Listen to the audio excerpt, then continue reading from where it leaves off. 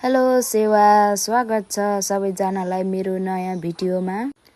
आशा छ सबैजना सन्चै हुनुहुन्छ होला अनि म पनि एकदमै सन्चै छु भन्दै हामी चाहिँ बाहिर निस्कौँ साथीहरू। मलाई चाहिँ खासै भिडियो बनाउन मन लागेको थिएन, तर मेरो चाहिँ छनाले छोटो छोटो भिडियो बनाएर मिनी ब्लग बनाउन सिक्नु, यसो टाइम पास हुन्छ भन्दै हुनुहुन्थ्यो। त्यसै कारणले मैले पनि छनाको कुरा मानिदिएँ अनि मैले पनि भिडियो बनाउन थालेँ। अनि साथीहरू, तपाईहरूले सोच्दै हुनुहुन्छ होला कहाँसम्मको यात्रा हो भनेर। हाम्रो यात्रा रहेको थियो बेलटारको कुवाखानीसम्म। अनि हाम्रो बेलटार जाने बाटो चाहिँ यस्तो सफा सुनसान, दायाँ बायाँ सबै हराभरा हरियालीले ढाकेको हेर्न सक्नुहुनेछ साथीहरू। एकदमै मनमोहक, यति बसौँ लाग्ने, एकदमै शीतल, एकदमै सुनसान ठाउँ।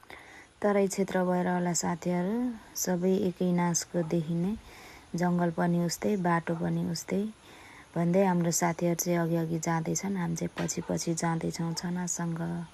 ल साथीहरू, हामी चाहिँ गफ गर्दै भिडियो बनाउँदै हाम्रो गन्तव्यमा चाहिँ पुगिसकेका छौँ।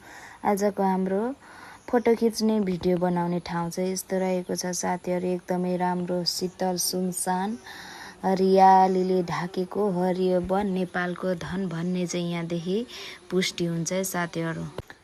र फाइनली साथीहरू, हाम्रो चाहिँ गन्तव्यमा पुगिसकेका छौँ र आफ्नो तरिकाले भिडियो बनाउँदैछौँ। कसैले फोन झिक्दैछौँ भने म चाहिँ भिडियो यसरी घुम्दै बनाउँदैछु साथीहरू। ल साथीहरू, हामीले चाहिँ फोटोसोटो टिकटक भिडियो बनाइसकेर घरतर्फ लाग्दा चाहिँ हामीलाई हल्का भोक लागेको महसुस भयो र साथीहरूसँग खाजा खान पस्यौँ। होटलको नाम थियो the pork house aqua and more भन्दै खाजा चाहिँ साथीहरूले मगाइसक्नु भएको थियो। खाजामा रहेको थियो पिज्जा। अनि फर्स्टचोटि मैले चाहिँ खासमा पिज्जा चाहिँ खाँदैछु साथीहरू। अनि पोर्क थियो, चिकन थियो। त्यसपछि खाजा खाइसकेर यसो नाच्न त खासै आउँदैन र पनि यसो रमाइलो गरिदिउँ भने हामी चाहिँ साथीसँग उफ्रिँदैछौँ, भ्याउँदा उफ्रे जस्तै। तालमेल केही मिलेको छैन र पनि हामीले चाहिँ त्यत्तिकै नाचेको गर्दैछौँ। हाम्रो छनाले चाहिँ भिडियो गर्दै हुनुहुन्थ्यो, हामीले पनि त्यत्तिकै भ्याग्दा कट यसो दायाँ बायाँ गर्दै नाचिसकेर हामी चाहिँ फेरि पनि घर लाग्यौँ साथीहरू। मेरो चाहिँ फर्स्टचोटि र फर्स्ट भिडियो हो। सबैजनाले माया गरिदिनु होला, सबैजनाले